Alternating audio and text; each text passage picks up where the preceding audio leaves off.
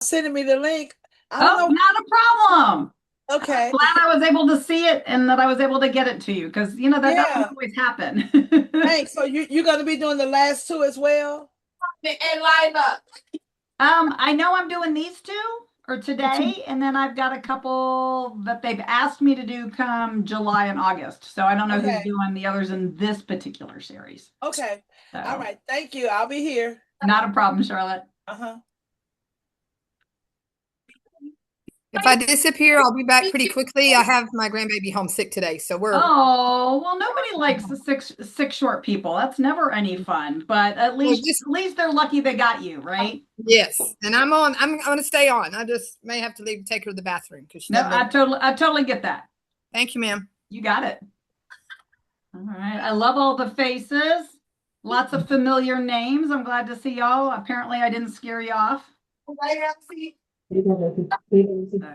We have about 80 folks registered, but you never know. I mean, obviously, not everybody can make it. So,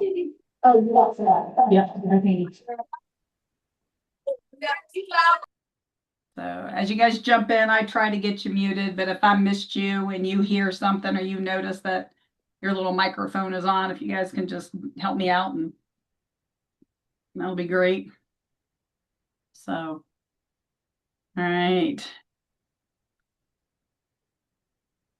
Oh, well, Linda, thank you. I love that. So, well, and if you guys ever have stuff you guys need, let me know. I'm also just kind of on a totally side note, I'll be in Baytown at the end of the month doing a thing over at Lee College. So, yeah, down in that part of the world. What is the thing? That's a great question, Lisa. I don't know if I know what they're. It's being put on by Lee College's early childhood education. I have added all of y'all to both Texas Directors Newsletter as well as our podcast newsletter. So when I get the registration link or find out exactly how they're doing that, I will definitely share in both of those settings. So if y'all are wanting to know where to find us in person or even other stuff that we do virtually online, check out those newsletters. I have one coming up for AELL that is free in 2 weeks, and in 3 weeks, I'm doing one for early childhood investigative webinars on the 24th. So 2 Wednesdays this month, but not with Gulf Coast, but still free for y'all if you guys want to join me on those. And if you ever can't find them, you guys can always reach out to me, Kate at texasdirector.org or Kate and Carrie at childcareconversations.com. You'll find me pretty much at either one of those places. So, all right. Well, folks are still jumping in, but I am going to go ahead and share my screen because I want to respect everybody's time. I appreciate that you guys join me on these Wednesdays. It's been a lot of fun, but I'm back in a place that makes some sense. So I'm not in the road, I'm not in an airport. So if you guys have suffered through a couple of those random, where in the world is Kate? Today I am back in my home office, and so I am excited to be in Texas. I don't know why I'm in Texas in the summer. That seems backwards.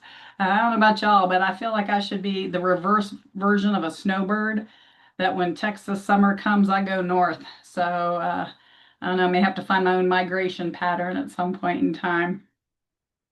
So, all right. I'm just making sure I don't miss anybody who might need a link.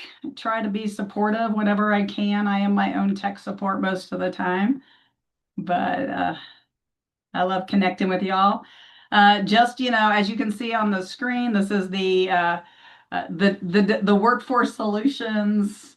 Going to say promotion ad that this professional development opportunity is provided from funding from Workforce Solutions Gulf Coast. So I am glad to be part of their PD team and that y'all have trusted me to come today. And like I said earlier, before everybody was actually on, that it's so nice to see familiar faces, familiar names, and hopefully y'all will get something out of today. And definitely, if you guys ever have questions as we go through today's session, feel free to drop them in the chat. And anything that's happening right now that you're like, it might not be related to this topic, but I could use some advice. We absolutely will handle some of those kind of Q&As there at the end because I want to be a resource for you when I can. All right. So let's see if I can actually get us to slideshow. There we go. All right. So gotta move all the little icons and bars around. Um, So today's topic is not a new one for your workforce board from me. So I don't know if that was because it was a popular one or because we had folks who were like, "Ooh, I just like the name of the topic." But if you've done this one with me before, I did do this one earlier in the spring, I think, or maybe it was at the end of the winter, but it's leaders, not fixers. And my major goal with this training is for you to help train your staff to own their own responsibilities. Yes, they have to take care of their own stuff. Your stuff is not their stuff. How many of you drop in the chat if you are a parent or a grandparent? I mean, if you're a grandparent, that means that probably somewhere along the lines you found yourself as a parent. Some of us are step parents, so we get bonus children. Some of us are just, great aunts. A love fur parent. I'm a fur grandparent. I do not have grandchildren. I have friends with young children, and so sometimes in those settings, I get, not just Miss Kate, but Kiki. That might be as close as I ever get to grandchildren, according to my 4 children who are all young adults. So, all right, we got some folks piling in. Everybody's like, wait, I was supposed to be someplace 5 minutes ago. So, like I said, we had 89 folks registered, and so if you see me skip away, it could just be that I have decided to let people in. I will continue to let you in all throughout the training session, except for the last 30 minutes. If you fall off and it's the last 30 minutes, make sure that you find somebody to let me know to let you back in. Mostly because I have had folks, not so much with Gulf Coast Workforce Board, with some other ones, where folks will jump in the last 30 minutes and then try to get the 2 hours of training. I want those of you who are here who get the 2 hours of training to get that credit. If you are disconnected, I don't always recognize names. I try to pay attention. I try to pay attention to people's names. So if I've seen your name, I will let you in. If you need to jump off, get on your phone, do whatever, absolutely not a problem. I do love it when I get to see you because it makes all those little squares on the side with faces in them a lot easier to connect with than a lot of little black squares. I don't really care if you're in your pajamas. I don't care if you've got people screaming, dogs, whatever, because for the most part, we're muted. And most of our engagement will be through the chat feature. And so I do love it when you engage through the chat feature. It just makes life a lot easier. Everybody kind of responded and gave me whether or not you were a parent or not a parent. And part of the reason I asked you that question is at some point in time as a parent, you have owned somebody else's stuff. So today we're going to talk about why directors become fixers. We are going to look at how work moves in your organization. My favorite, we're going to talk a little bit about duck leadership and what that framework might look like, how to get all of our ducks in a row and make sure that our ducks are maybe at least in the right pond. Sometimes we have no control over where they go. I need to, sorry, just a minute. My phone keeps buzzing and it's on a table and I keep hearing it and it's distracting. And I have it on airplane mode, but things are still popping through. So anyway, and then finally, the fourth thing we want to end with is how to help your staff own their own stuff, right? So if you are a parent, you have done this enough, and so why do it with our staff, right? Zoom participation. This is the part that is really helpful to me. We've got some chat stuff that I'll ask you to drop in the chat, some reactions. You can drop it in the chat, or you can actually use the little emotion, the little emoticons. If we get a chance, we will do a breakout room. The other thing that is really key when doing any sort of a training, we know that the best way we can learn is having multiple senses, so auditory, visual, and kinesthetic, that, most of us are a little bit of everything. If you know that kinesthetic is your primary learning style, right now, go get some paper, go get a pencil, go get something for you to actually take those notes. I love AI note takers. They're wonderful.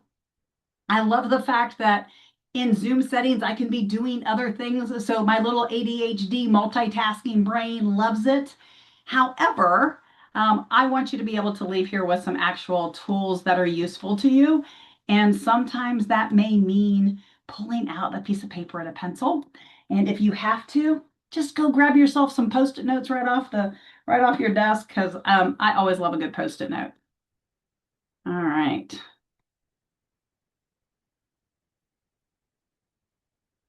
Now, if you've ever said this statement, I need to get my ducks in the row, let me get a thumbs up, or if you want to use the emotions, or if you just want to drop in the chat, give me a 1. Just show me a, yep, that's me. Right? I've always tried to figure out where are my ducks. Sometimes I think they're in the wrong pond. I don't have a clue where they are, or I'm out there with the geese because I was looking for some ducks and I got goosed. I don't know. I just sometimes I just can't seem to figure out where they are. So good. Well, at least we've all heard that phrase. We all are very aware that sometimes I just need to get my ducks in a row.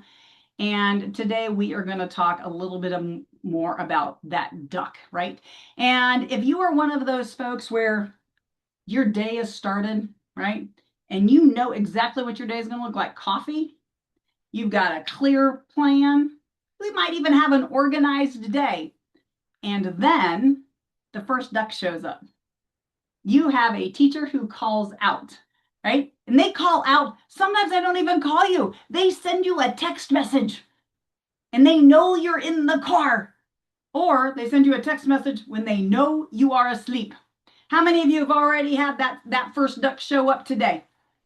I'm assuming that there's a reason why we only have 23 of you on the call instead of 89 of you on the call, because I am sure that there are some folks who have some staff that have called out. And so your first interruption out of the day is a staff person who has said, I'm not going to be there. So your cup of coffee, your well-organized plan is already not there. Now, then you show up, right? So you're already feeling a little behind. And then you get to the center and there's a parent waiting for you because they want to talk to you about that lost sock that they haven't been able to find. Or you get an email from licensing telling you that they're going to come by. Wouldn't it be nice, though, if they always told you they were coming by? And then, there's that whole classroom question. Oops, I just realized something. Wait, where did I go? Oh, you had somebody quit by email? Oh, that's just wrong. That's wrong on every level, right? Okay, so hold on. There we go. Sorry, I saw myself and not my slide deck, and I was a little like, where did things go?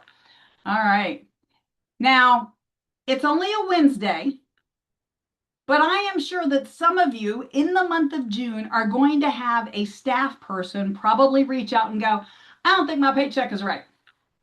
I think you didn't pay me enough hours. Or somebody's going to have some form for you to sign, right? These are all those ducks that kind of keep appearing. You have a copier or some piece of equipment that breaks. I mean, sometimes we just can't even, like, I don't know about y'all, but I've had those days where I'm like, I couldn't even make this stuff up, right? Like there's just when you like every duck starts coming out of, various ponds and you don't even know what they look like, right? Some of them are mallards and some of them are loons, which isn't really a duck, but it's a bird. And so like you've got flamingos dancing in your pond thinking that they want to be ducks because everybody and everything seems to need your attention. Now, it is 9:30 in the morning and you have no idea where your ducks are because you had a plan. Your plan was coffee and this beautifully organized schedule that you knew exactly what you were going to work on that day.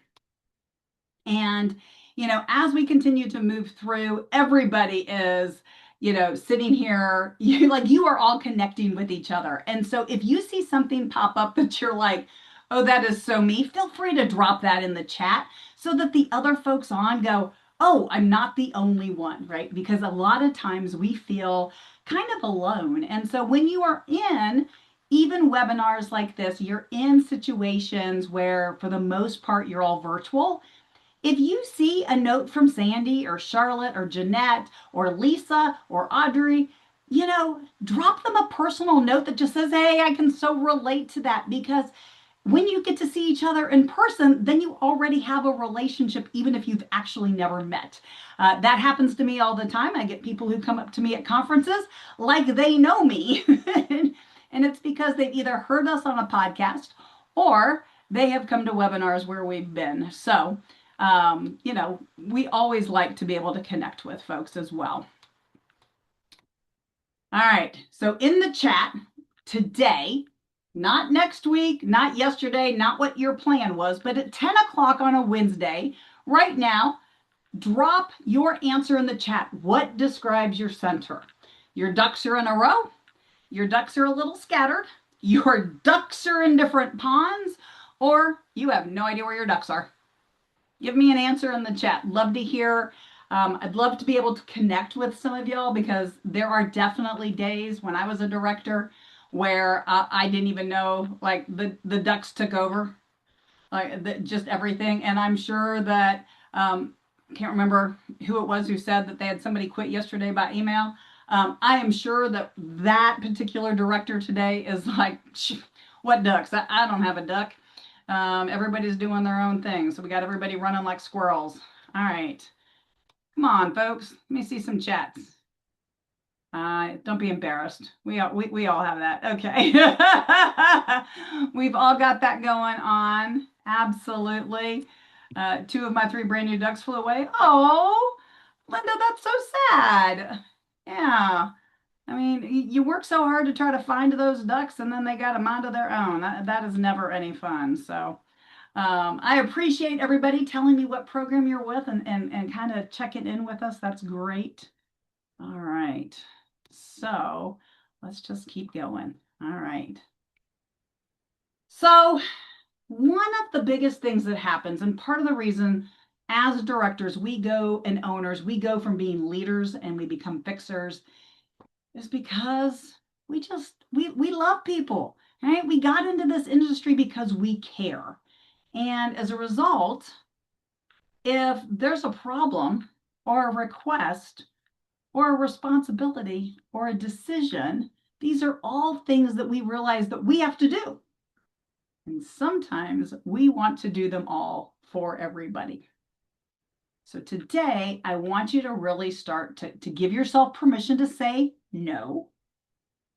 I know, it seems a little scary, but it's okay because we're going to give you some guidelines behind those no's and maybe even give you some ways to put those no's in ways that maybe feel more like you. Okay, so some of us are really comfortable with a no.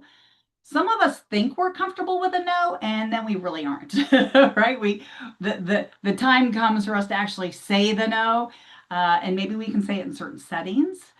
Maybe you're really good at from practicing those no's to your teenage child.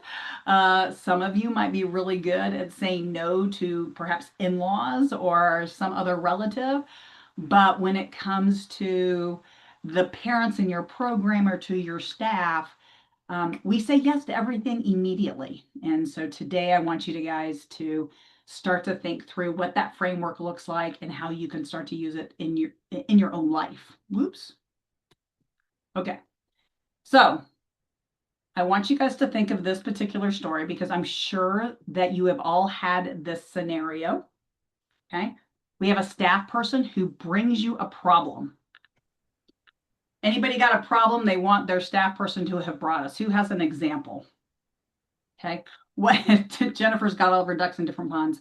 What is an example that a staff person has brought you recently that you were surprised that they felt they needed to bring to you? Anybody got one they want to share? Because I got a few. I got a lot. Giving y'all an opportunity to. All right. Nobody wants to share their crazy staff problem. So I'm going to share with you my crazy staff problem. So one staff problem that I have seen on, unfortunately, more than one occasion is the staff who come to me about anything related to money. Okay. So they might want a cash advance. They might want to raise and they're not really, maybe they hint it. Sometimes I've had them point blank tell me they need a raise or they're going to go work at Sonic or whatever. And sometimes as a director, I have found myself immediately stressing out because I want to be able to help them.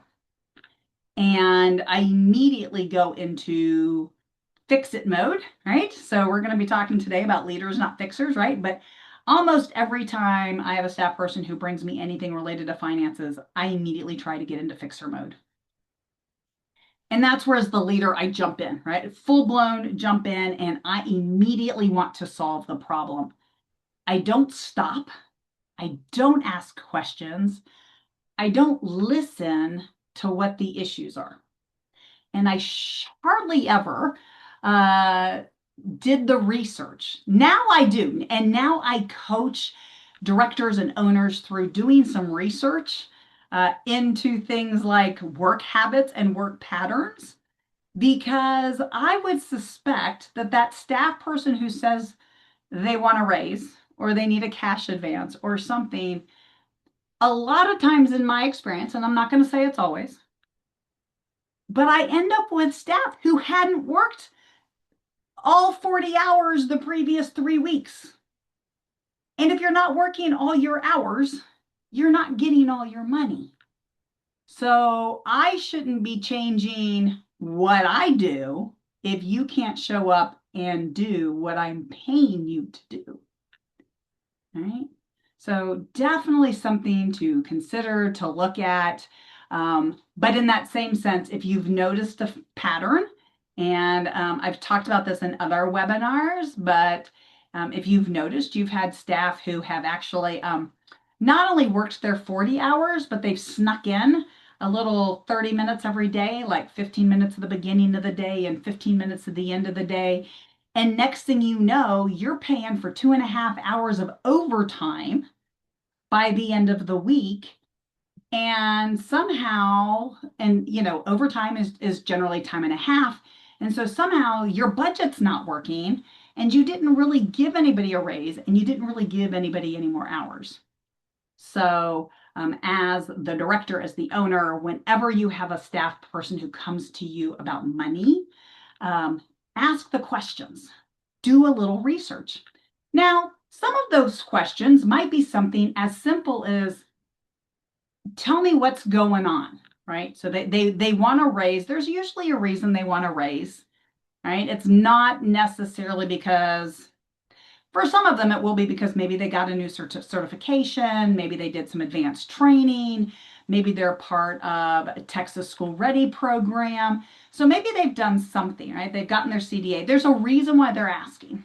Maybe they've been there 3 years and they feel like they should deserve more.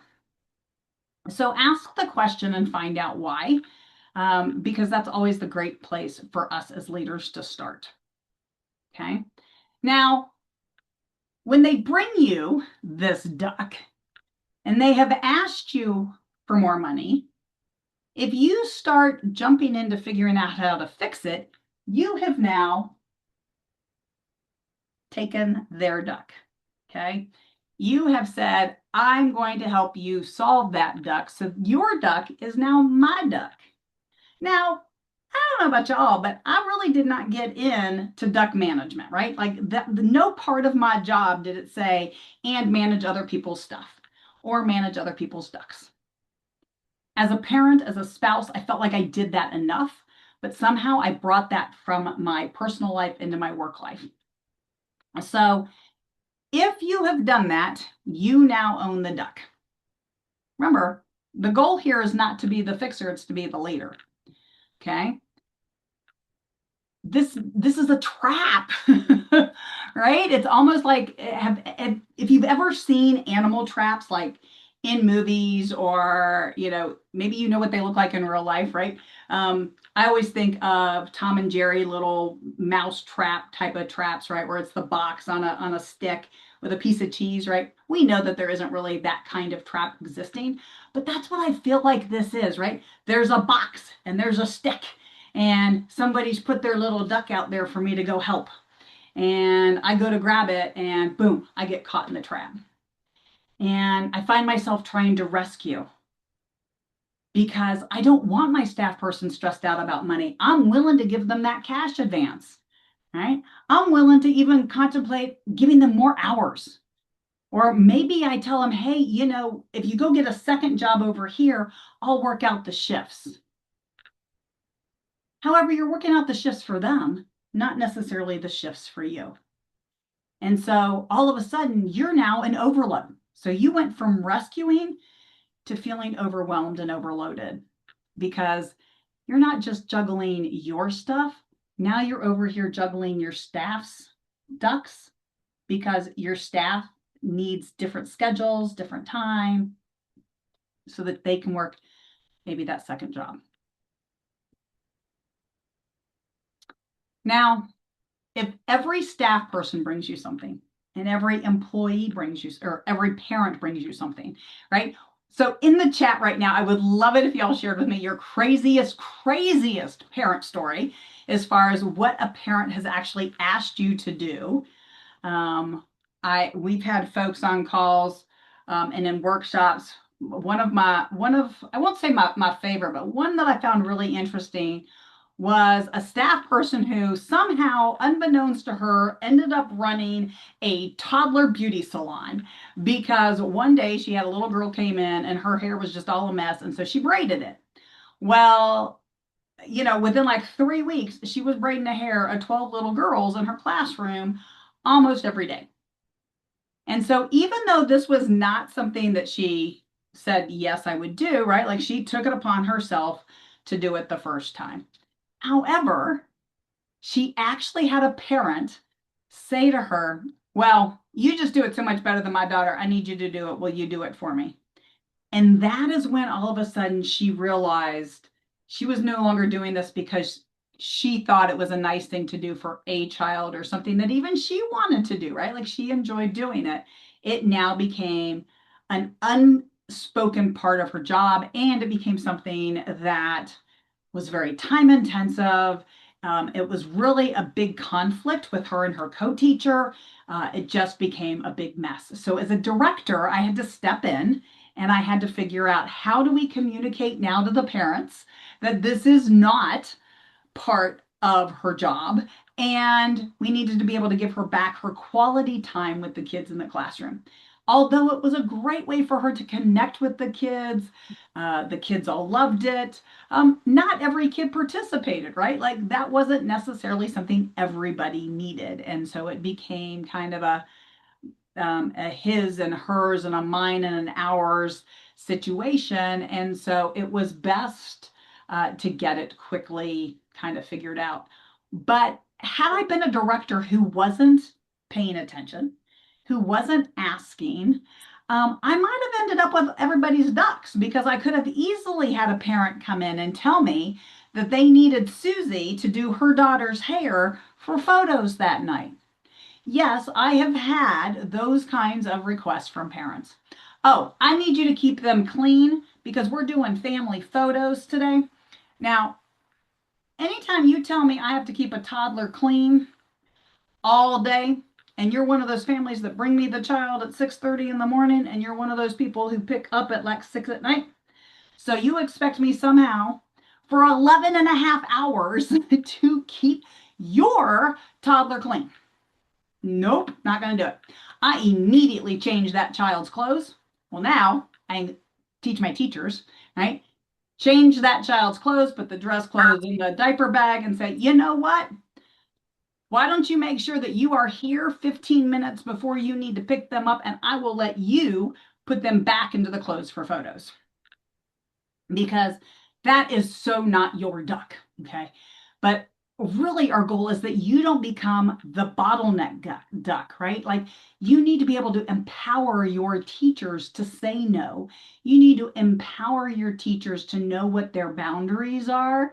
And a lot of that's going to come by you being the leader, you being the one who actually does it first and shows them how it's done. Okay. So some of you might want to write this down. I at least want you to sit with it a little bit.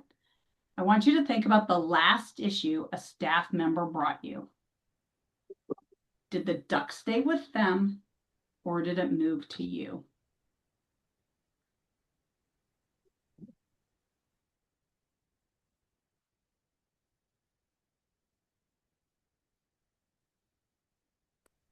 Okay. So just, consider that, think about it a little bit.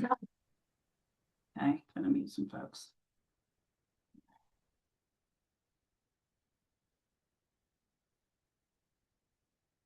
Sorry about that. Didn't mean to look startled. All right. So a simple leadership system. Okay, that's what we're going to talk about here. How to keep all your ducks in a row. Now, yes, I'm having some fun with it. I love the ducks. I've got some ducks in my office. You might end up finding, ducks in your office. I now have some ducks on my keychain. Apparently, that's how I keep them all in a row. Is as I go and put them on a keychain. So, do whatever you need to do to remind yourself that it is okay to say no and that you don't have to take everybody's ducks. Okay. Oops. Sorry about that. Okay. Nope. All right. So there are 6 rules to managing ducks. So first one is what's a duck, right? So we got to know the difference between what is a duck and what not is a duck. We got to be able to manage the pond. We have to schedule time to take care of the ducks, to do the problem solving. We have to communicate clearly about what is our expectation.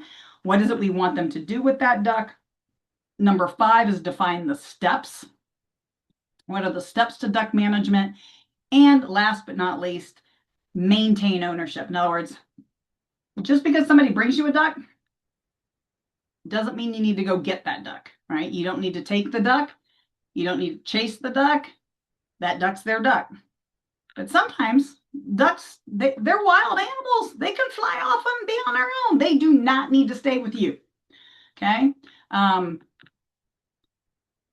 When somebody brings you something, the first thing I want you to do is this a duck? In other words, is it really a task? So ducks are those things that end up on your to-do list. They're the things that might require some energy from you, but sometimes things look like a duck, but aren't really a duck. When I was an early director, one of the things that I did is I was very proud of myself. I had a beautiful office. I had a big desk. I had 2 comfy chairs. I even had a bowl of chocolates.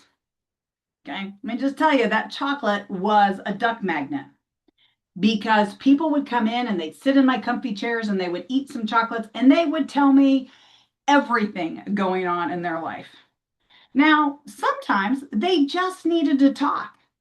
But because I was in my early 20s, one of the things that I found myself doing was I took notes and I really, really wanted to be able to help. So I would take notes on whatever they were talking about. And I would have staff who literally were just sharing. They weren't asking me for help. They weren't really presenting me with a duck. They were just talking. But sometimes that talking and my goal of being able to help all of my staff and to be able to be that resource and for them to view me as a professional, I would take that and I'd make it a duck, and I would also make it my duck, even though it wasn't my duck. It wasn't even a duck. So, for example, I had a staff person who came in who had a sister who had a very volatile life, right? Lots, like always. Like, if you had ever told me she was on Jerry Springer, I would never have been surprised. Okay. So she just had one of those lives. And so she was sitting in the chair, she was eating some chocolate, she was sharing with me about all of her sister's issues. I took notes. And before lunch, I had a whole list of resources for her sister to help her sister. Now, at no point in time did my employee say, I would love some resources to help my sister, or even said, I feel like I need to help my sister. So my employee had not identified it as a duck. My employee was not interested in helping her sister. She just needed to share and get somebody else to commiserate. And I'm over here collecting that duck. I was making sure that duck had all of its resources. And then I gave it to my employee who was like, that wasn't even a duck. Like, why are you giving me this list? So not only did I inaccurately identify a duck, I stole it and I fed it. Okay. So you need to go, is this my duck? Is this somebody else's duck? Does it even belong in our pond? Again, you're going to have staff and parents who are going to come to you with all of the best stories. I mean, I think, the one thing about fiction and reality is that sometimes you just can't tell the difference. And sometimes we get folks with some very creative stories, but they're so creative that you also don't want to necessarily believe that they're not real. So just because somebody is telling you about their financial woes or their family woes doesn't necessarily mean that those are really ducks that need to be managed. So is this my duck? Is it somebody else's duck? And where exactly does it belong? So that is the very first thing we're going to do. So over the course of the next week, right, or even the rest of this week, it's only Wednesday. So for Thursday and Friday, just spend some time as people come to you and ask you to do things, or you hear people talking about things that need to be done. Ask yourself, is that my duck? Is it a duck? Maybe it's really a cardinal or a sparrow, or maybe it's a hawk, right? Like it's got a whole mind of its own. Does it belong in your pond? Does it even belong in your lake? Okay. Now, anytime you're in a meeting with anybody, whether it's a Zoom meeting, whether it's a face-to-face meeting with a staff person or a parent, the best place to practice this is at home. Practice it with your significant others. Practice it with any children or relatives who can, conjugate verbs and those kinds of things, right? Before you leave a situation, identify what the ducks were and whose duck is it? I don't know about y'all, but I have left meetings often going, did I have any homework out of that meeting? Was there something I was supposed to do? Was I supposed to do all of it? I feel like we talked about a bunch of stuff, but did we get any decisions made? What are the next steps? Whose next steps are they? So anytime you have a meeting, even today, so before you leave this webinar, think about the ducks I've given you, right? Like I've given you a duck. I have given you the duck that over the next 2 days, you're going to identify ducks, right? Now you can decide if you're really going to do anything with that duck or not. But I would love it if you did, because the whole goal about being a better educator, about being a better leader, is taking those little micro steps. And it's easier to do when you're being held accountable to somebody. Now, I'm not going to call you all next week and go, hey, did you check on your ducks? However, if I see you at a conference anytime in the next year and your name rings a bell, because I'll be like, oh, you're one of those folks that came to one of my duck workshops, or one of my leadership workshops, I might ask you how that's going. How are those ducks? Are they all in the same pond? because none of us become experts overnight. Some of us never become experts at all, but it's great to at least be able to identify, I took their duck. I decided I wanted that duck. And you know what? Sometimes it's okay because you've at least been able to identify A, it was a duck, B, it wasn't yours, and you did take it. Okay. And so rule number 2, keep your pond manageable. If you've ever heard the term spoons, right? So it is a phrase often used when people are talking about their mental health. And sometimes you'll just hear people say, I just don't have the spoons for that. Okay. It is a very common vernacular. Like it is something that a lot of people will use. You've probably also heard people talk about Mel Robbins in the book, Just Let Them, and all of those kinds of things, right? So we all have ways that we verbally identify, I just can't do it, right? I've only got the bandwidth for. Sometimes you didn't sleep well. Sometimes you're just over the age of 50 and your body doesn't sleep well. Sometimes you're hot. Sometimes you're bothered. Sometimes you've got things going on in your personal life that you're like, I cannot deal with those ducks today. And you know what? It's okay. Because not every day is going to be perfect. And if you walk into the day and you just go, look, I got room for one duck today. It's okay. Share it with your staff. Let your staff know, hey, I got bandwidth for one duck. Okay. The staff will figure out how to get through the day, right? Or maybe you just say, like, I'm not sure I got room for any ducks. I can handle the emergency ducks. Because that may be all you've got the bandwidth for. And again, that's okay. If you get nothing out of today other than knowing it's okay that you can't take other people's ducks and that you are barely going to be able to survive your own ducks, that's okay. We just got through May-December, right? May is the most chaotic month for almost everybody in childcare. Second to maybe the month of December, depending on how much prep you do in the month of November, right? So we've got May, we've got December. We have 2 times a year where in education, we can literally lose our minds because it's not just us, it's our teachers, it's our parents, it's transition, it's change. Throw in a couple holidays, throw in a couple other events, and you just have some chaos. So the fact that your June, you may be coming in, you may have thought June 1st is here, it is great. It is now the 3rd day of summer camp. And you've had staff send you emails to quit. You've hired 3 ducks and 2 of them flew away. All kinds of things can literally happen on any single given day that are going to cause you to not have the spoons, not have the energy to just go, I don't want to do anything else today. Okay.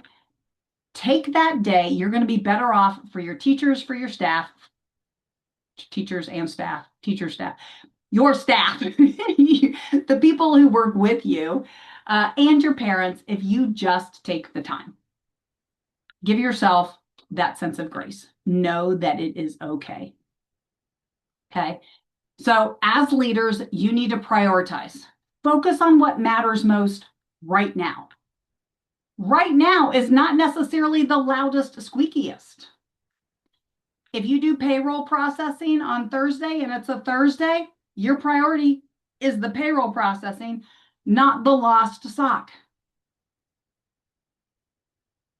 Sometimes you got to move ducks into new ponds. Okay. Right now is the time of year where I start talking to folks about enrollment for the fall. If I bring you enrollment information and I start talking to you about what you need to do to increase your enrollment and to be prepped for back to school, and you're still trying to figure out how to staff summer camp, you can move me and put my duck in a different pond. It doesn't mean that I'm not a duck that you need to deal with. It just means it's a duck that you're delegating or you're just going to have to sit here for a little bit. Okay. Remember, the ducks are wild. If you've ever heard of the Peabody Hotel in Memphis, anybody know the Peabody Hotel in Memphis? They've got ducks in their lobby. Is anybody familiar with the story of the Peabody or know that there's a Peabody Hotel, if you know that the Peabody Hotel has ducks that walk in their lobby twice a day, drop me a 1 in the chat. Everybody's getting a little quiet. All right, I got a couple of folks. So let me tell you a story about the ducks, because it's a very funny story on lots of levels, but it also is a great story for us to think about as leaders. So the ducks came to be at the hotel entirely because the owner of the hotel and a couple of his buddies had some Jack Daniels. And yes, they tell that as part of the story. And they have a huge partnership with Jack Daniels. If you're looking throughout the hotel, you'll see advertisements for Jack Daniels everywhere. So if you've not seen them, go find them on YouTube, because it is kind of funny to know that there are 5 ducks that live in the water fountain of this hotel all the time. And they have big red carpet ceremonies. But the part that I want you to think about is that, first of all, these ducks only live at that hotel 3 months at a time. These are not the same ducks. These ducks do not live there forever. They literally are wild ducks that are trained by somebody who, the first duck master was actually a circus animal trainer. And so that's where this whole process came from. Long story, but kind of funny. But what I want you to remember is that these ducks only stay there 3 months. When they are done, they go back to the little duck farm where they're raised, and the ducks can choose to stay, or the ducks can fly away. They're wild animals. So we have ducks that we try to force into a pond to stay in our life. And just remember, we don't have to. It is perfectly okay if that duck chooses to run away, right?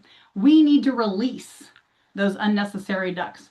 We need to channel our frozen and just let it go, right? We just let those ducks go. We don't need them. Sometimes if you think about a duck long enough, you realize you didn't really need to be doing anything with that duck anyway, because it was temporary, right? It was a distraction. Okay. Now, I want you to take a minute, right? I told you, gonna have you guys do some thinking. Which ducks that are in your center right now don't need to be in your pond? Okay. That could be that there's something that, although you're doing it, you don't have to be the one to do it. So I had a conversation a couple of weeks ago with a director who was telling me about how every single day she did the opening checklist, she did the playground checklist, like she was the checklist queen in her program. Now, I can tell you right now, I immediately could feel for this woman, because I love me a good checklist. Like, give me a clipboard, a checklist, and a pen, and I'm a happy camper. However, then we started talking and looking at how long she was working in her day. So if you are a director who is there from open to close, stop it. And I am absolutely sure there are some ducks that do not belong to you. For example, opening checklist, closing checklist, playground checklist, safety checklist, emergency drills, file checklist, all these things that we have to check, or we think we need to check. Yes, they need to be checked in our program, but are we really the only person who can look at a clipboard and a checklist and mark if it was done? No, this is something that you can train every single one of your staff to do. And you know what? That means it gets to be in somebody else's pond. There are probably some things that only you can or should be doing, right? So if you're the owner, you might not want anybody else handling payroll and banking. Totally own that. I totally get that. I totally respect that. Then that's your duck. That duck stays in your pond all the time. You don't try to give it away. Unless you hired a bookkeeper. Because maybe, although it's in your pond, you don't like it. And you don't feed it very well. And you get very frustrated because you wanted a cute little yellow duck, and what you got was a mallard. So if you want one kind of duck and it's not the kind of duck you want, find somebody who knows how to take care of that duck. So think about the things that you like to do. Think about the things you don't like to do. Keep the things that bring you joy. The other things, let's figure out how to get it out of your pond. Okay? Anytime you're taking care of the ducks, ducks need food. Ducks like a schedule. Most animals like a schedule. Humans, we are animals. There's a lot about our life that we like on a schedule. Chances are you put your staff on a work schedule. Your parents have a work schedule.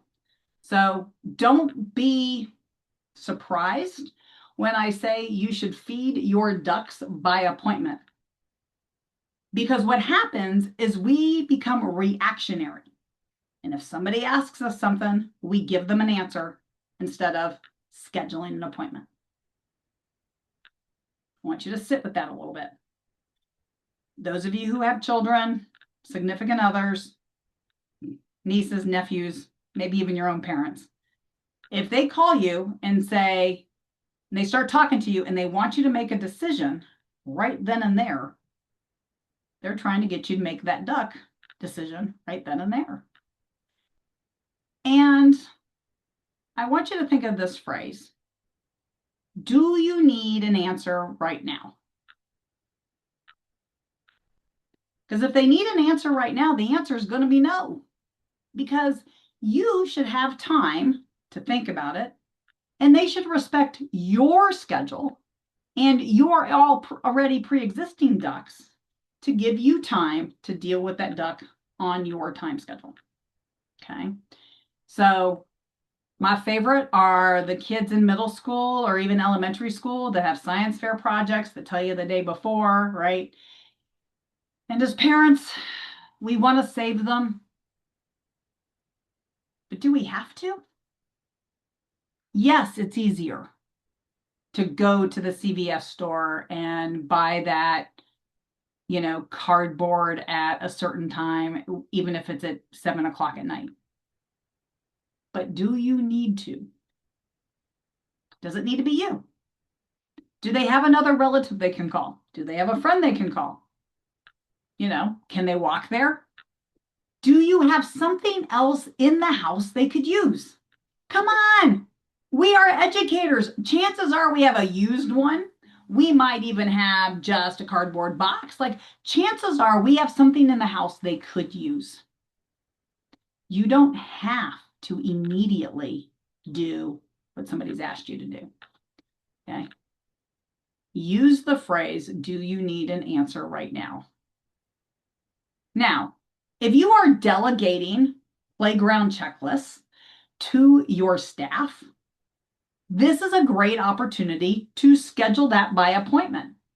So you're having a conversation with Jane. Jane is now going to do playground checklists every day when she comes in at 7:30. So she's not the opener. She's the third person in. Before she goes into a classroom, she's going to go to the playground. She's going to pull out your playground checklist. It could be a digital checklist that you use on something like OnePlace. It could be something that you've gotten from maybe a playground vendor. Maybe it's just something you've created on your own based on what you think you need for safety on your playground. But you've got this checklist of some sort. And Jane is now going to follow that checklist, track it, sign it, etc.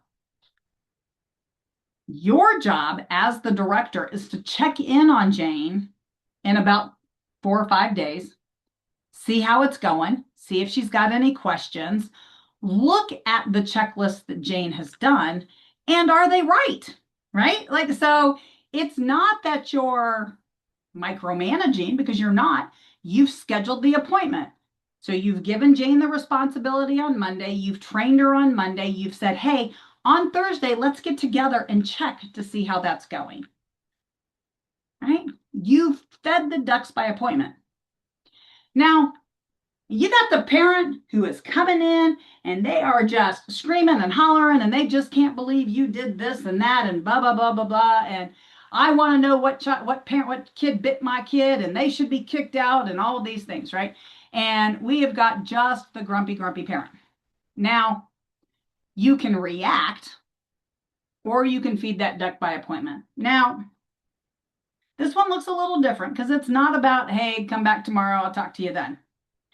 But it is about figuring out how to de-escalate, how not to be reactionary. So you've got the frustrated parent, the angry parent, the parent that's full of emotions, and you go, okay, Jim, I hear you. You seem to be really, really upset. Why don't you come into my office, have a seat? Would you like a glass of water? I'm going to go get some water, and I'm going to go tell everybody I'm in a meeting. Now, what you've done right there is you've paused the frantic duck who is just wailing his little feathers, his wings, right? His wings are just all in a tussle. And you've got Jim sitting down in your office. You have asked if you could get him something to drink, some water. You have closed the door. You have walked out to the hallway to give yourself a breath, right? Because you like, I don't know about you all, but my face, it has its own versions of captions, closed captions, right? A lot of times you can tell exactly what I'm thinking based on my face. So if you're one of those people, quickly leave the office, take a deep breath, right? Go check in with a couple of teachers, let them know what's going on, that you're going to have a conversation with Jim. Go to wherever Jim's kids are, right? And go check with that teacher and say, I don't know what's going on with Mr. Jim, but Mr. Jim is losing his mind. His wings are flapping. Talk to me a little bit about what might have happened to his child in the last 2 days. Now, sometimes you're going to have teachers who are so confused because the teachers will not have a clue what you're talking about. Sometimes the teachers will be like, oh yeah, if you remember, I submitted that incident report, but it was no big deal, right? So, but obviously it's a big deal to Jim. So you have now scheduled that duck for an appointment, okay? And I want you to remember that it is okay to schedule that duck, even if it's scheduling it like that, okay? Because those ducks do not need immediate attention. You need to be able to do your research. You need to be able to take a deep breath. Jim needs to sit down and calm down so that you can actually have that as an intelligent conversation. Hopefully that kind of gives you an idea what that means, okay? Now, yes. So from a leadership standpoint, scheduling time to review what you've delegated is scheduling those ducks by appointment, okay? Not every duck needs to be responded right now. If you know that you are somebody who handles vacation or requests days requested off at certain times, maybe you have a standard operating procedure specifically for how to order specific supplies. Okay. If it is the month of December, the month of January, the month of October, the month of July, February, right? There are some times during the year where we just know people want certain colors of construction paper. Now, you can pre-plan and make sure you've got everything. You can have a standard operating procedure. You could have a policy and a procedure specific on how to order the supplies you want for different craft projects or different supplies, or you can be reactionary. If you know that your process for that is you have to submit by the first of the month for any extra supplies you might need over that course of that following month, then don't stop things on a Friday because a staff person has told you, oh, by the way, tomorrow I need 47 pieces of red construction paper because we're going to be making, heart love bugs. No, that's not how that's going to work. You can politely let them know that you're not going to do that, that you're not going to go rush out and go pick up construction paper. You had a policy, you had a procedure, that you appreciate what they've done, but you already had that duck scheduled, right? That was already fed by appointment. It's already fed. It's already doing its thing. You're not going to go grab it and feed it. So how you handle that is entirely up to you. It's up to your program. It's up to your program's SOPs. However, I will tell you, I did this one time to one of my staff. And it was wonderful. It really, really was. Because she decided she was going to solve the problem herself. And she got on Pinterest and she was able to find a bumblebee made out of hearts using yellow and black construction paper. Guess what? We had plenty of yellow and black construction paper. And so she made the cutest Valentine's Day bug, which was really a bee, out of yellow and black construction paper. It was not my duck. I did not rescue her. I was not going to reimburse her. And she realized that she didn't want to spend the money on red construction paper just because she thought she needed to make butterflies out of red hearts. Okay. I empowered her, right? That's how I look at it. So having that conversation and saying something, if you wanted to, with your staff, let's line this duck up for Thursday. Now, if you're going to start using duck references with all of your staff, you need to give them some of the framework, right? So you need to talk to them a little bit about this goofy workshop you attended. Okay. Now, number 4. So there's 4 of 6. Feed the ducks personally. Look at those ducks face to face. When people send you a duck via email and they're quitting or by text, don't be that person. Okay. Don't do it to them. Don't let them do it to you. Okay. I know that sometimes when people do that, it's really hard to get them on a phone. But you know what's beautiful is that we do have phones. We do have Zoom. We have FaceTime. If you're an iPhone user, right? We've got Facebook has a video. We've got Google Meet. We have all kinds of ways to have a face-to-face conversation, even if we're not in person. Now, in person is always best. And part of that is because the whole body language thing, right? Because if they can see you, they then know how you are really responding, because what you're typing may come off totally rude because maybe you're just one of those people who hates to write incomplete sentences. Or maybe you're typing and your complete sentences are not really the words that you thought you were typing. Anybody have a little autocorrect issue? I always seem to have autocorrect issues. And I swear my thumbs are not nearly as big as that I think digital keyboards think they are, right? I'm always getting the wrong words. And so if I can have that conversation face to face, it's going to be better for all of us, and definitely better for your parents and better for your staff. So whenever possible, please, please, please feed that duck personally. Feed it in person. Okay. Don't delegate that, and don't do that by text. Okay. Clarify who owns this duck. What is the next step with this duck?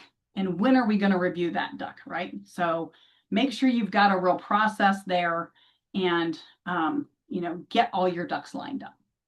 The worst thing you can do is not clarify and then find out later that your ducks, they're hungry, right? They're mad. Have you ever seen a mad duck who is hungry? They're grumpy, right? We don't want grumpy ducks, right? So to keep our ducks all lined up, we need to feed them appropriately. We also need to know when we're feeding our duck next. Okay. Like I said, grumpy ducks are never anything that you want to spend much time with. And so if you have delegated a task, you have also assigned it a next feeding time. Remember that parent, Jim, that I was telling you about, who was just in such frantic mode because he wanted to know what child bit his child and that child should be kicked out of the program. Jim was stressed. Jim was upset. Jim was angry. Jim didn't necessarily understand toddler development. Jim didn't also know that his child also bit other kids, right? There were a lot of things going on that Jim didn't know. So after you explain all that to Jim and you've kind of gotten Jim's feathers a little less ruffled, it is a great time to say, you know what, Jim, let's have a conversation next Thursday and let's talk about how things are going. Okay.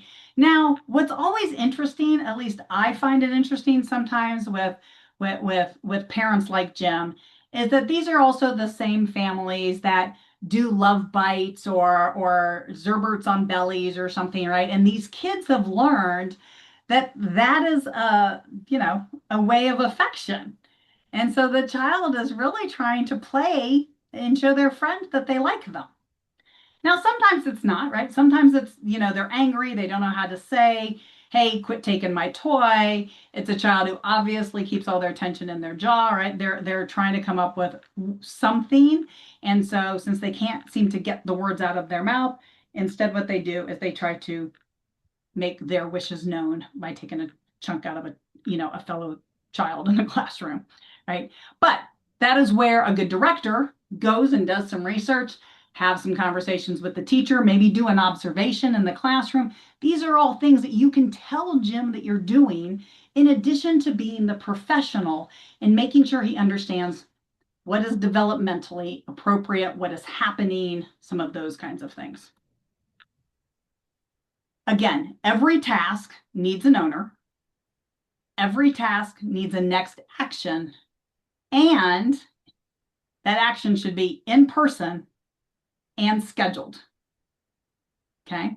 If it can't be in person, do your best to try to make it Google Meet, Zoom, right? Give that next feeding time something in person.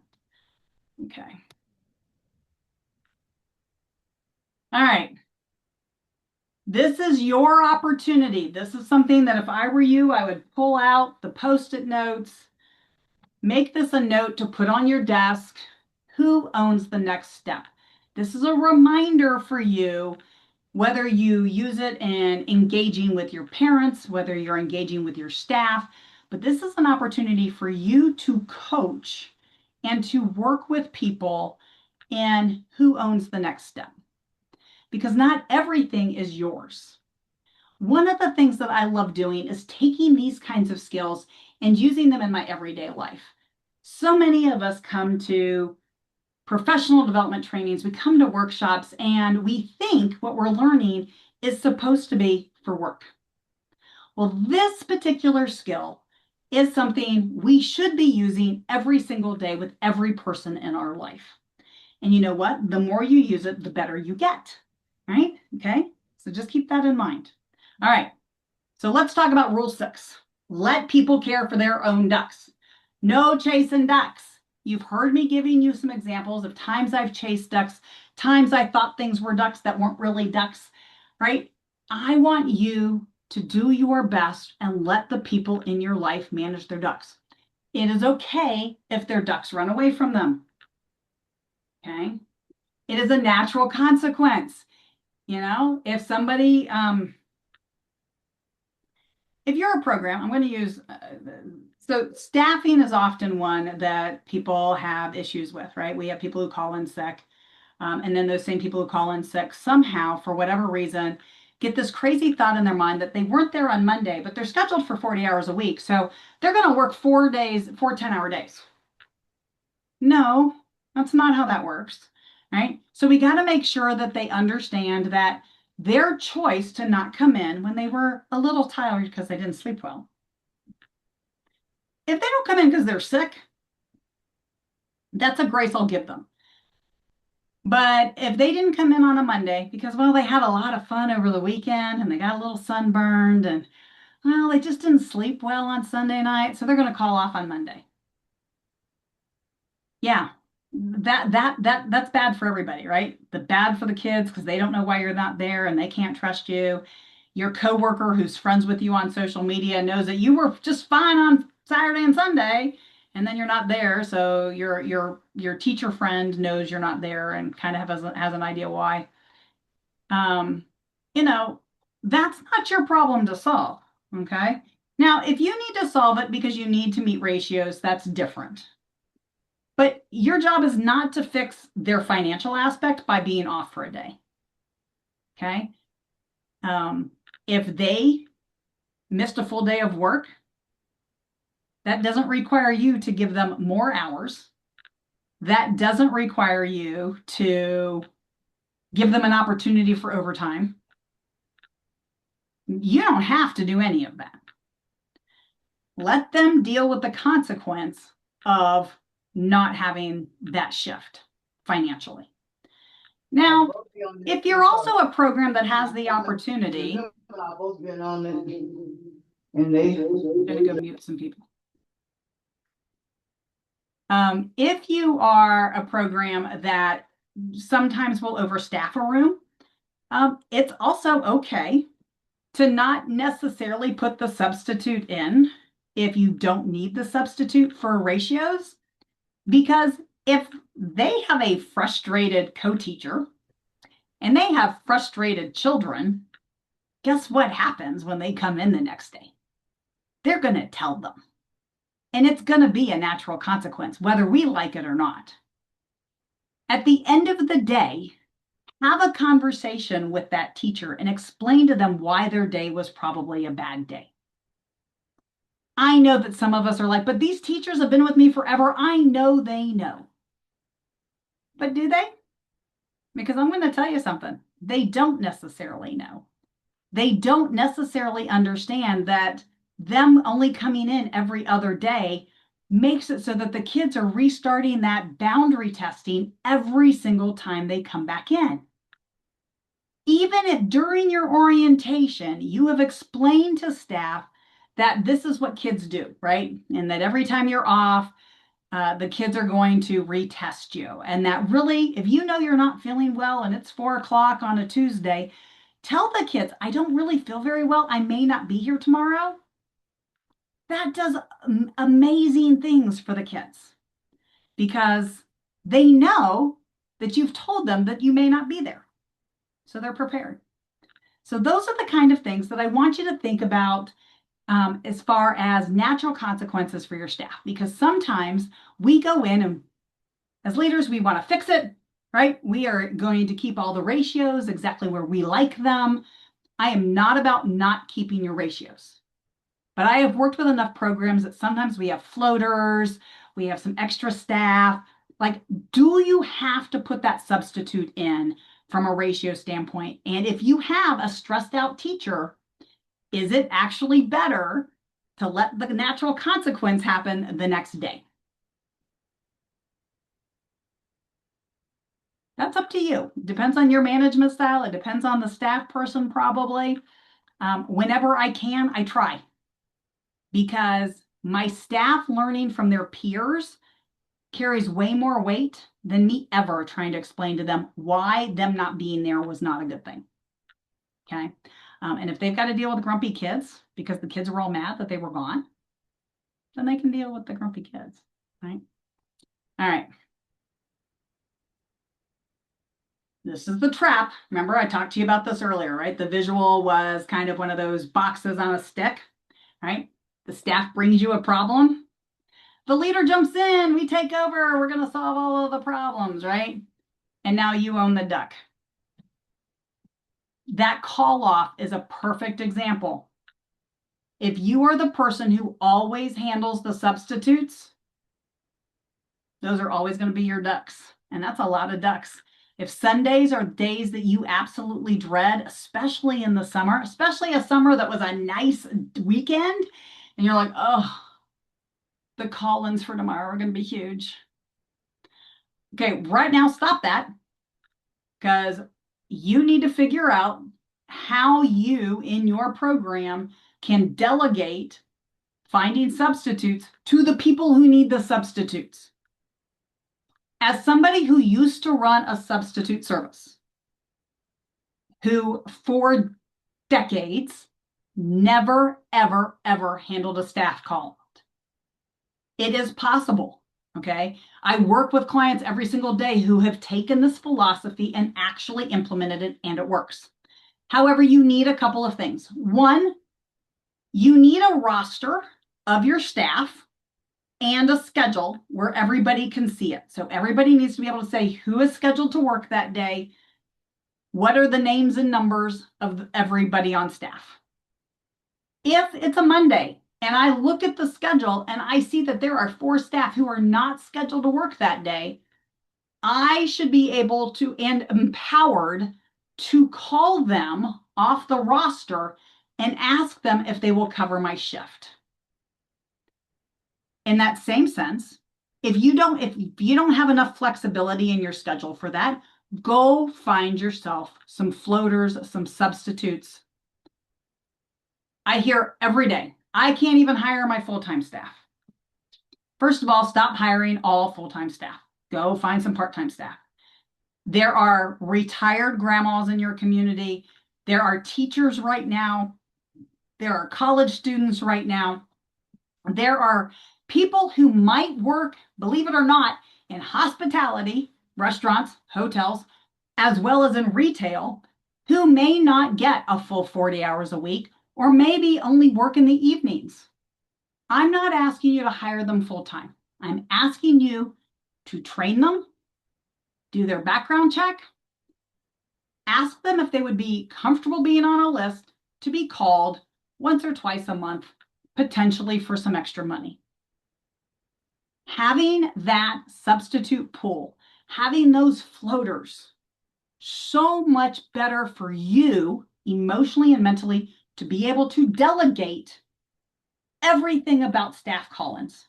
Now, I have one exception to that rule, which is if you are in the emergency room or your your parent, not parent, your significant other is calling me from an emergency room, or we had really short squirrel.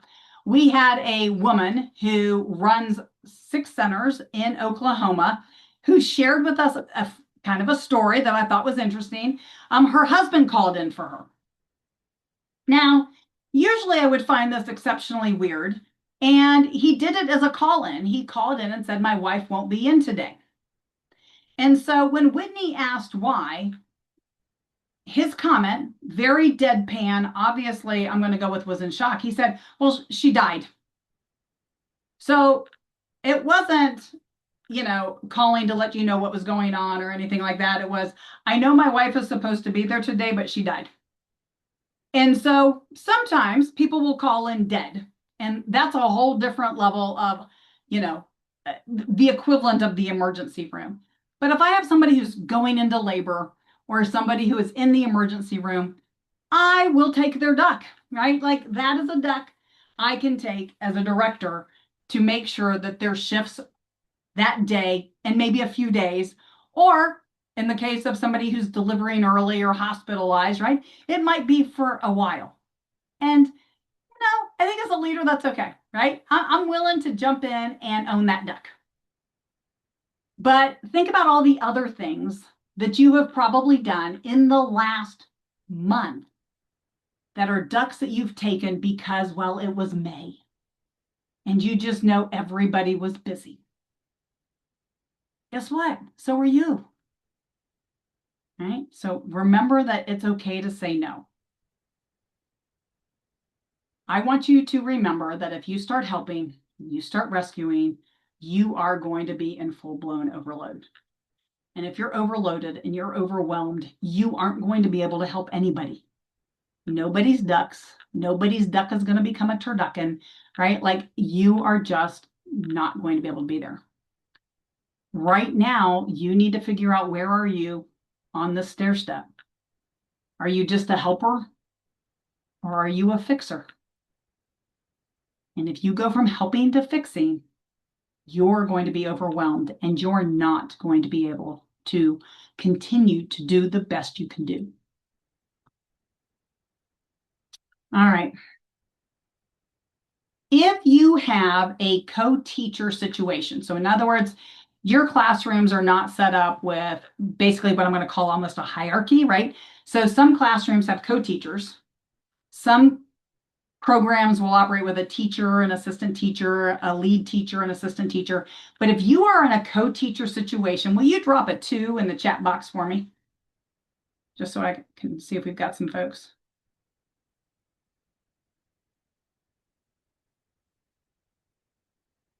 Nobody?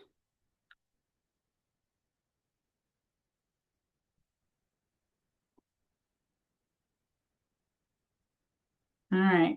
Well, maybe I won't use that analogy if nobody's in a co-teaching situation. All right. So let's just think of times, because okay, I got one person. All right, I'm going to use my co-teacher situation. All right, but you still have leads. Okay, so let's talk about this a little bit, because this is usually when I use this story.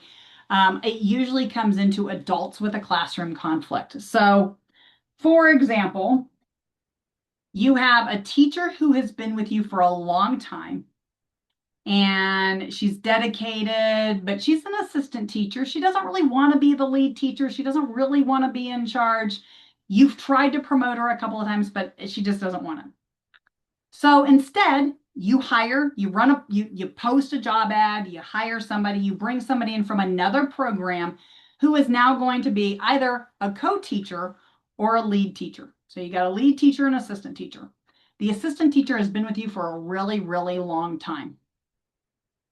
Now, been with you for a really, really long time, and the new teacher has a different way of doing things. This is where, as the director, you need to make some decisions. You can listen, you can ask questions, or you can try to solve the situation. Now, my suggestion is always whether or not this is even your duck, right? So you have an assistant teacher who does not like the way the new teacher's doing things. Now, the assistant teacher who's been with you for a very, very long time thinks that you are loyal to her and she is loyal to you. And so you are obviously going to take her side. But you're listening to her and you're trying to figure out if this is even a duck, trying to figure out if it's your duck. And what do you do with this duck? So let's talk about this a little bit. What are some things that we might be able to do in this situation? So you've got two teachers. You've got one teacher who is new to your program. She's technically listed as the lead teacher. She's now in charge, right? What are some things that you can do to support the assistant teacher who is frustrated? She doesn't like the way the curriculum is being done. Maybe she doesn't like the way the teacher does story time. Okay. I've seen some really crazy things that people get kind of like, that's not how we do it. We always do it this way. What are some things that you think might be beneficial to do as a director? How many of you want this duck? Anybody want this duck? How many of you would immediately go, this is not my duck? This is not your duck. Drop a 2 in the chat for me. Okay, Sarah says it's not my duck. Okay, Anna says it's not my duck. All right, so people are figuring out this is not my duck. Okay, so it's not your duck, but what do? How do you help them through this process? All right, so we can have conversations about duck management, but you have a staff person, this co-teacher, this assistant teacher has come to you with a duck, right? She is frustrated and she wants you to take it. Okay. Definitely not your duck. I think we got everybody engaged. Everybody's like, this is not my duck. Okay. So first of all, the first thing you want to do, not really your duck, but the situation absolutely needs to be resolved because you don't want to lose her, right? Even if they're not the best staff person, the fact that they've showed up every day makes them a really key asset to your program, right? Right? Oh, I love Mary's version, right? Bring them together to plan, but sometimes it backfires. So absolutely, sometimes that backfire is horrible. So my suggestion, based on what we've talked about with our 6 steps, is first of all, we're going to do this on a schedule, right? So we're going to make our teacher who's having the problem, I love Mary, we're just going to make her name Mary. Okay, so Mary has a problem with Charlotte because Charlotte wants to do things differently than Mary does. So we want Mary to feel heard. So let's have a private conversation with Mary and let her tell us what's going on. Because you know what really could be the problem is that maybe Mary realized that she should have asked for the promotion because she really could have done that job just as well as Charlotte, right? That's a whole different response than Charlotte really is not a good teacher and Charlotte really does do story time sounding like this. Because if Charlotte does story time that sounds like this to a bunch of toddlers, you're going to lose everybody during story time, right? So if Mary brings you the situation and you're asking questions and you're listening and you realize it really is, maybe at Charlotte's old program, they did things differently. Maybe Mary's got a great point and maybe Mary is very animated and Mary is a great storyteller. So maybe your job as the director, okay, you're going to be Julie and you're going to bring Mary and Charlotte together and Julie's going to sit down and go, hey, you know what? I did an observation in your classroom and I noticed that Mary just loves to do story time. Charlotte, what do you think about us turning story time over to Mary? Now, first of all, you're not saying Mary said, right? We're all grown-ups. We're not doing that. Take the opportunity as the director, go do a classroom observation and see if what Mary's telling you is accurate. Bring them together and talk about what is the solution. So for a brief moment, you took the duck. But really what you did is you said, duck, I want you to sit here and I'm going to come back to you. So you've listened to Mary, you've put the duck on the desk, and then you scheduled a time with Mary and said, I'm going to come back with you and Charlotte, and we're going to have a conversation. That seems and sounds very doable, but so many of us as directors, we get reactionary. We want to respond right now. And sometimes, especially if Mary is frustrated, we will match Mary's frustration. And we'll be like, yeah, we don't need no stinking boring teachers. But have some of you ever had a day where you are a boring teacher? There's a reason why I do one webinar a week. I can be really animated one day a week. The other 4 days, not so animated. But you guys also are going to have teachers with that same level of energy. And sometimes they're going to have great energy. Yes. And the scattered duck will bring you back to the right pond. Okay. So absolutely make sure that you always acknowledge somebody when they're frustrated. Listen to them. If you have to, take notes. But before you do anything, decide if it's a duck. Decide whose duck it is. What is your role in managing that duck? Okay. All right, I'm going to go back to my slide deck. I just felt like I needed to maybe be a little more animated or something. I don't know. All right. We did not do that as a breakout because we were a little later. All right. So when you are going from fixer to leader, you're going to ask the questions. You're going to clarify ownership, and you are going to set review times. Your job is not to see how many darn ducks you can carry, right? Your job is to lead. Your job is not to try to be a juggler. It's not to see how big of a duck you can carry or how many ducks you can carry. Your job is to get those ducks to different ponds. Okay. Now, the quiet pond.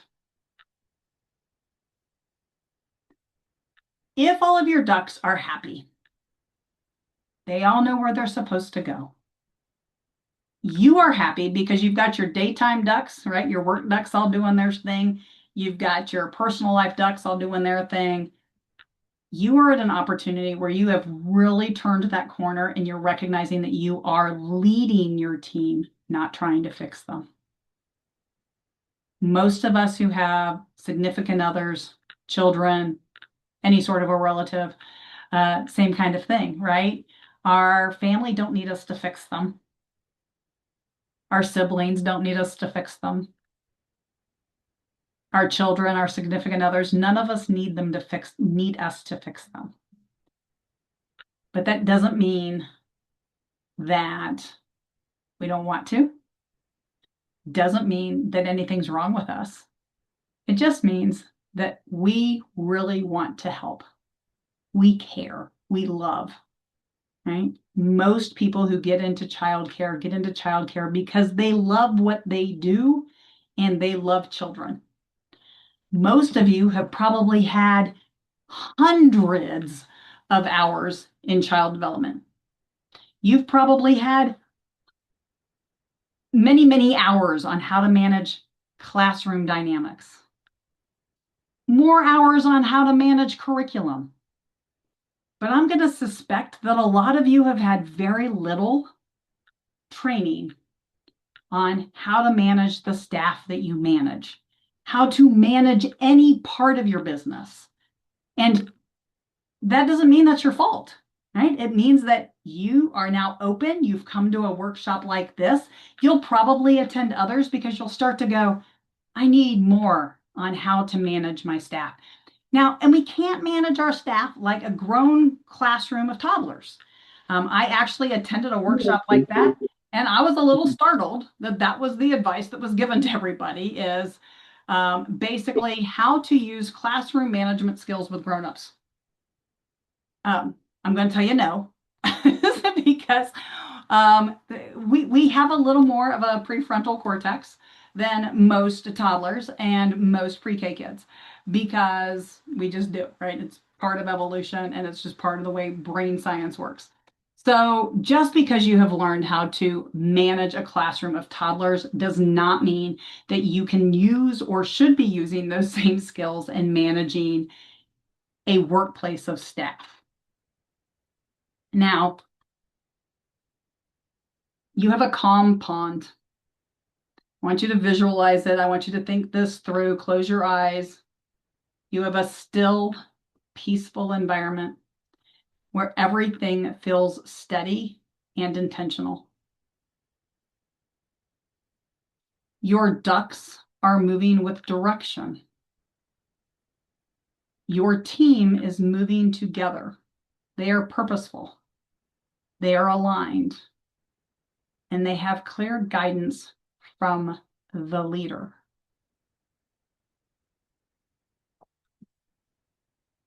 If your ducks scatter, a dog jumps in the pond. The ducks go everywhere. As a leader, how do you react? And if you start reacting by trying to chase all your ducks around, you're going to be overwhelmed because your ducks are going in different directions. This is an opportunity for you as the leader to kind of step back and go, okay, what are the ducks doing? What is the real threat? Is there a threat? Or is this a big golden retriever who doesn't know any different and he's just playing with them ducks because he thinks they're fun? Okay. Or is this a different type of dog that thinks that this is dinner? Okay. Very different response as a leader. But if you immediately respond and you immediately react, you're probably going to be overwhelmed. No doubt. Okay. When you get all those ducks in a row, that's when you as a leader are actually leading. Okay. Your team is aligned. They know what their job is. They know where they go, and they can see that everything that you're telling them, they are actually moving intentionally. And it's because you're being consistent. Remember that you're going to have dogs jump in your pond. You're going to have things that are going to stir up emotion. Your ducks are not always going to be in a row. But take a pause and figure out, what do you actually need to do to help everybody get to where they're going? Okay. If you turn around and look behind you, who is following? Who is with you? If your team isn't following your lead, then you need to stop and ask yourself why. What needs to change?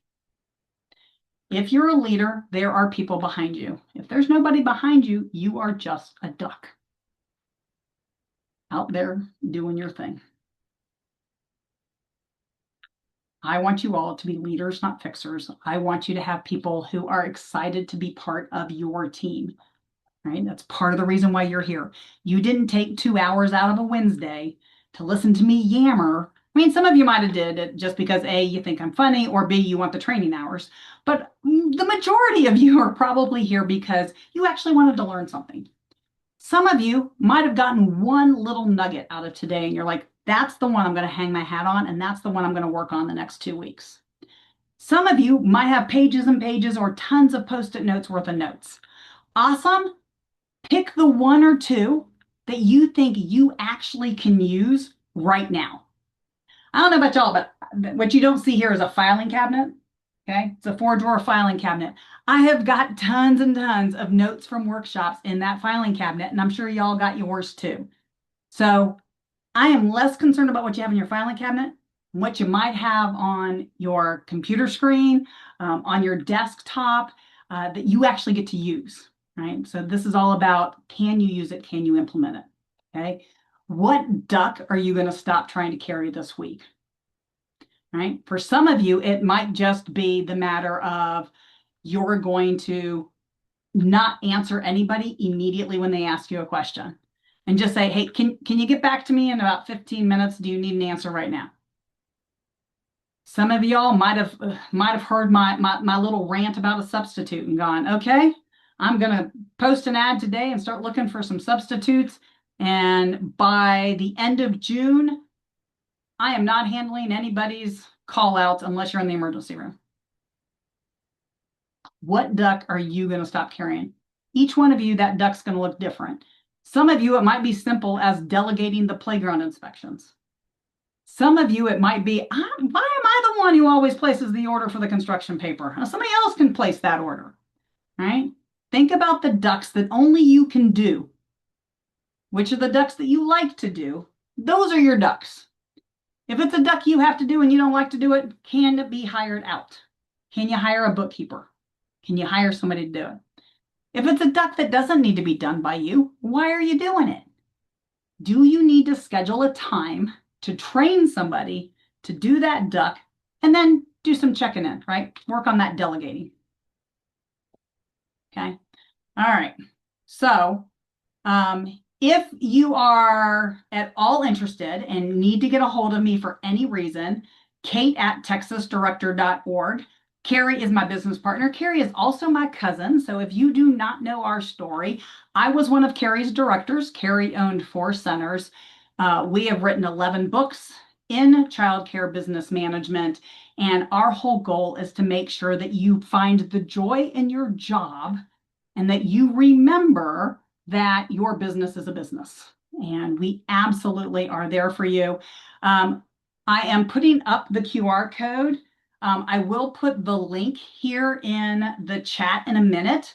But I want to remind you, because it happens every time I do a workshop for Gulf Coast Workforce Solutions. Do not email me on Friday saying you did not get your certificate. You have to fill out this survey in 48 hours, okay? Which means nobody in the workforce board is going to look at that list until probably Tuesday or Wednesday of next week.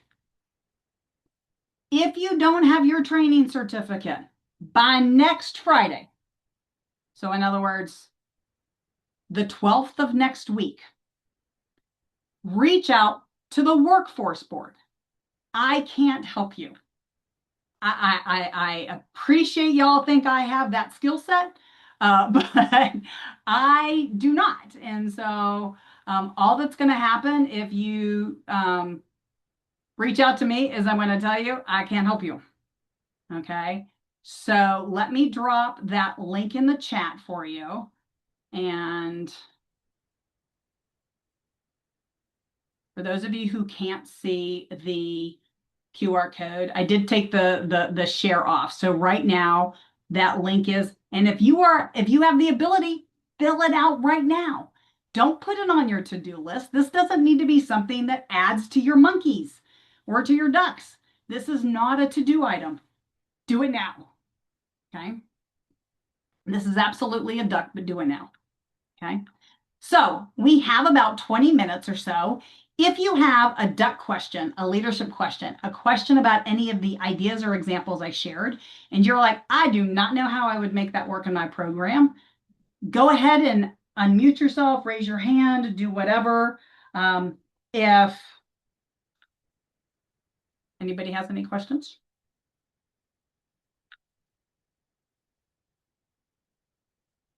Y'all are just like, no, I'm hungry. I want to go eat my lunch.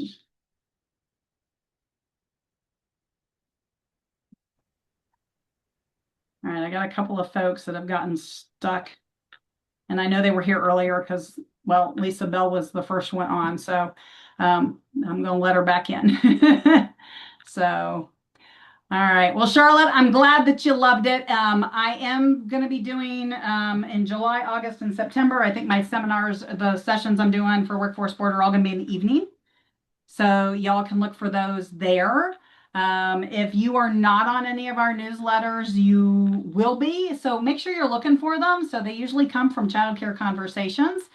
So if they've ended up over in your promotions tab or your spam box, go find them and basically let Google or whatever source you're using know that you want to see them. It'll tell you what upcoming sessions and seminars we have. I did mention that in 2 weeks, I am doing a free workshop for the Association for Early Learning Leaders. For AELL, that is a free midday lunchtime workshop. It's all about basically decision fatigue and all the decisions we have to make as leaders, specifically around money, and some ways to do that in a way that maybe don't hurt our heads quite so much. The one I'm doing a week after that, so I think it's about June 24th, it's also a Wednesday, is with early childhood investigation webinars, ECI or earlyinvestigationwebinars.com. You can find that one. It's also free. It is 90 minutes, and that one is specifically on figuring out your break-even point in a classroom. So how many kids do you need in a classroom for that classroom to break even with its expenses so that you know how many kids you need in that classroom to start making money? Okay, and so we're doing it at the classroom level, not at the program level. And so those are two of the, lunchtime Wednesday webinars I have coming up before the end of the month. I do try to post those in our childcareconversations.com newsletter. TexasDirector.org also has a weekly newsletter. So the podcast goes out twice a week. The Texas Director one goes out once a week. We try to share some information the same in both if it's related to, folks in Texas, but not always. So if you've not listened to podcasts or you're not a podcast person, go check us out, childcareconversations.com. If you need any additional training, you are looking for staff training, any of that, Lisa, I just dropped that in there again for you. Hopefully you can see that link for you to go ahead and fill out the survey. If you are currently on and you can hear my voice, please go put that link. Can I link those or send my email in chat? Absolutely. So Kate at texasdirector.org. Oops, wait. Okay, and I didn't think to pull up the links to the webinar registrations. That would have probably been good. But what I will do is, so childcareconversations.com is one of our websites, right? So you can find you can join the newsletter and stuff there. And you can also do the same thing at texasdirector.org. You can probably just, it's going to sound really weird. If you want to just Google me and just type in Kate Woodward Young, June 2026 webinar, you can probably get them there. I do also have 3 coming up in July with other organizations as well. Again, they're all free. So when I do it for the National Child Care Association, the Association for Early Learning Leaders, if I do it for somebody like early childhood investigators or IntelliKids systems, all of those that I'm doing over the course of the next 2 months are all free. If I share them here, they're all the free ones. So sometimes we do paid webinars, but that's where you can find all the free ones. If you guys join any of our newsletter lists, I mentioned at the beginning of today's session, I will be in Baytown on Saturday, June 27th, doing an entire 3-hour session on this topic on time management and getting all of our ducks in a row. So if you liked this and you want your staff to have it or your assistant directors, or you feel like you need more, because that's a 3-hour workshop, I'll be at Lee College 9 to 1 that day, 9 to noon. I guess it's 9 to noon that day doing this same topic. So hopefully those are some additional resources that are beneficial to you. And if you need anything, again, reach out to me at kate@texasdirector.org. I am happy to answer any questions, provide resources. In addition, you can also find some of our books on Amazon.com. And again, you can just search Kate Woodward Young.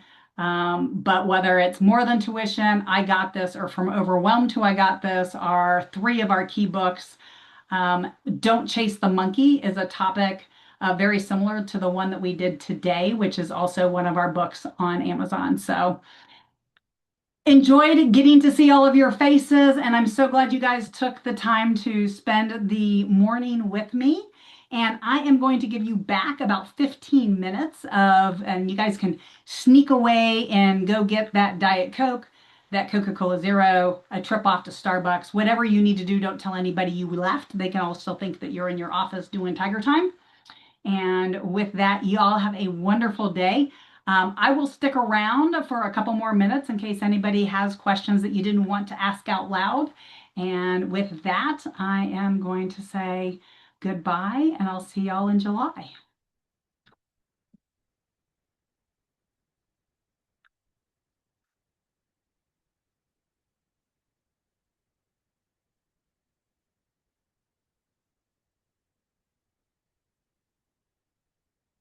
Lisa, oh, you were looking for the QR code. I'm sorry, Lisa. What I did was I dropped the link in the chat.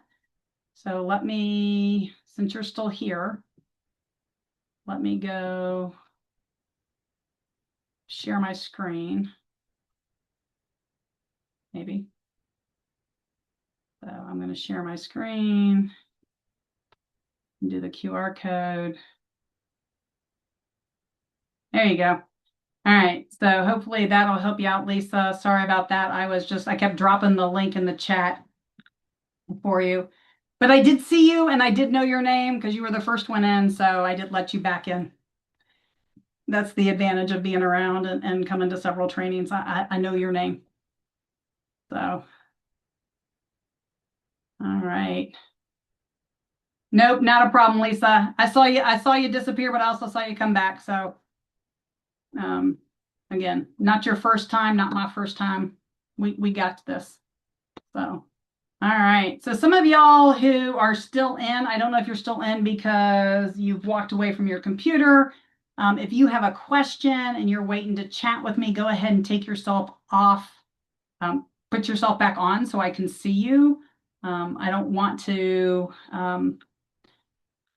totally take us disconnected. Lisa, when you have that, let me know. And I will probably close us all out. Well, I am so glad that you're going to be delegating those ducks. That always sounds like a great thing. Absolutely. And if you ever have any questions on what kind of ducks to delegate, or you really want to delegate something and you don't know how, again, feel free to email me. I'm happy to help with the implementation. I know that sometimes you come to a webinar and everybody gives you ideas, but now you're trying to figure out how to actually make that work in your program. I am happy to help with that aspect, or at least give you some guidance, and whether or not you want maybe more coaching or more support, I can absolutely do that as well. All right. Well, I am guessing that the folks who are left are really just kind of chilling. Oh yeah, absolutely. So the podcast is Childcare Conversations. You can find us on any of the podcast players, Childcare Conversations with Kate and Carrie. Our website for the podcast is childcareconversations.com. You can type in Childcare Conversations into any social media platform and you'll find us as Childcare Conversations, all one word, no space. And absolutely, there's like 350 episodes. And so there's definitely enough information if you got a long road trip this summer, or you just want to listen to it in the car on your way to work a couple of days a week. You can do that as well. They're designed to be about 20 minutes. So, all right. Well, y'all have a wonderful day. Enjoy your lunch, and I will see y'all in July. Oops, wait. You can't get the QR code. Okay, so Esther, I've dropped the link a couple of times. I've shared the QR code several times. So are you not able to get the QR code to work, or what? I want to help, but I need to know what the problem is.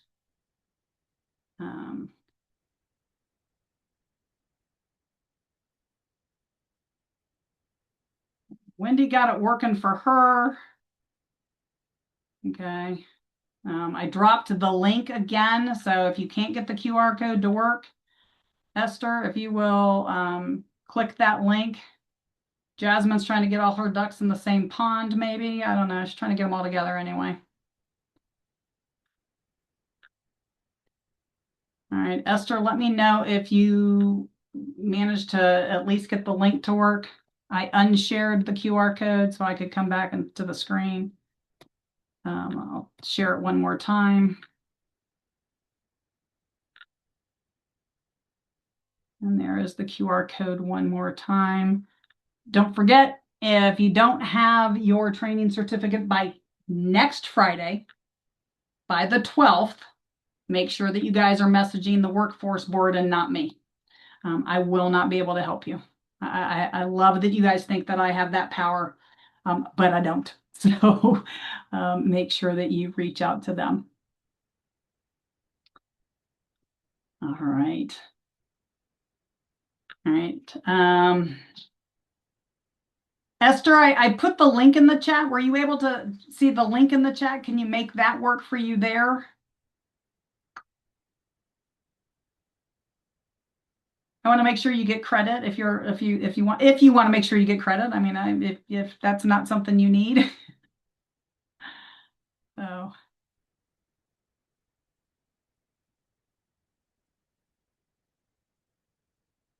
And I'm going to drop it in the chat one more time under your name. Maybe that'll help connect it for you. So. All right. Well, Wendy, hopefully both of you, because there are two of yours. So I don't know if it's two different people or if you've just had a backup, but I love it. And so hopefully both of you enjoyed your day. And with that, I'm going to let the two Lisas, the two Wendy's, Misty, Jennifer, and Esther, I will say goodbye to y'all, and I will see y'all in July, if not sooner. So y'all have a great day.